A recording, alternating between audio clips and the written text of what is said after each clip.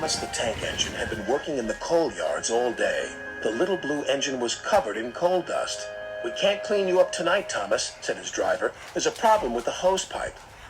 "Bother," said Thomas. "A bath would make me feel much better. The others are sure to say I look silly." But the engines were too busy arguing to notice Thomas. James was talking loudest of all. "I deserve a new coat of paint. Sir Topham Hatt says I'm the pride of the line, and—" "Rubbish," huffed Henry. "We're all the pride of the line." "It's been like this all day," confided Percy to Thomas. "James is getting a new coat of paint and won't stop boasting about it."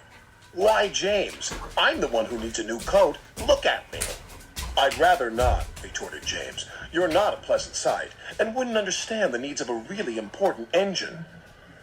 Thomas was fuming.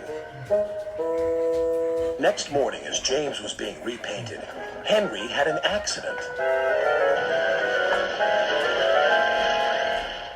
"If you can't push cars properly, Henry, why not talk to a tree instead? You know how much you like the forest." "As a matter of fact, Bossy Boiler, Sir Topham Hatt is inspecting the island for trees that are too close to the line.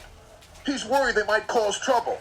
"Ha!" laughed James. "If I came upon a tree, I'd just push it aside." "Really?" Henry replied. Soon James was showing off his paintwork. "Make way for an important engine." "You wouldn't feel important if one of those trees crashed on you. You'd feel hurt," reproached Percy. "Rubbish! It wouldn't dare." "You should be careful, James. Trees can be just as powerful as engines," advised Terence. "Oh, please." "Now, excuse me, Sir Topham Hatt needs me to pull the express." And he huffed away.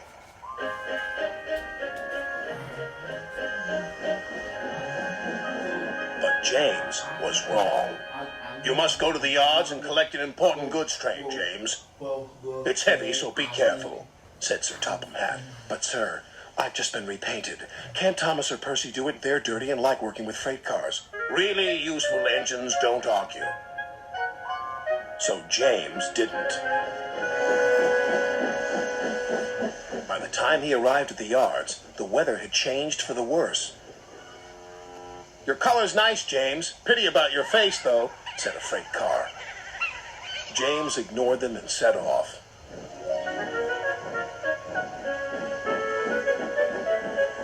Soon they came to a hill, and his driver knew they were in for a difficult time. An old tree close to the track was being blown by the strong winds, and the rain had weakened the slope. All of a sudden, the tree moved.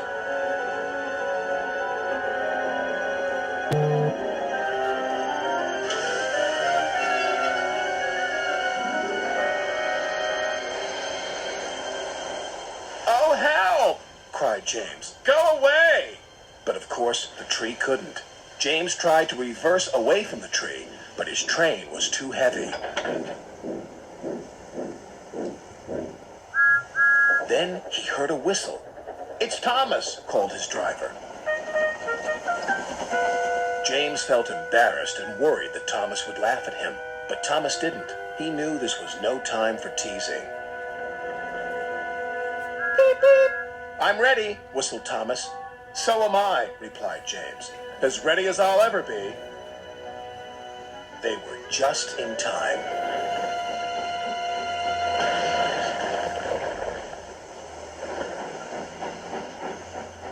Later, James spoke to Thomas. "Percy and Terence were so right to warn me.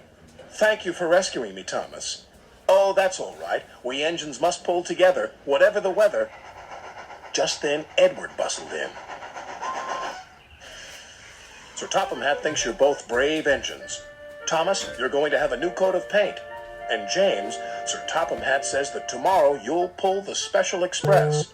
Everyone was very happy.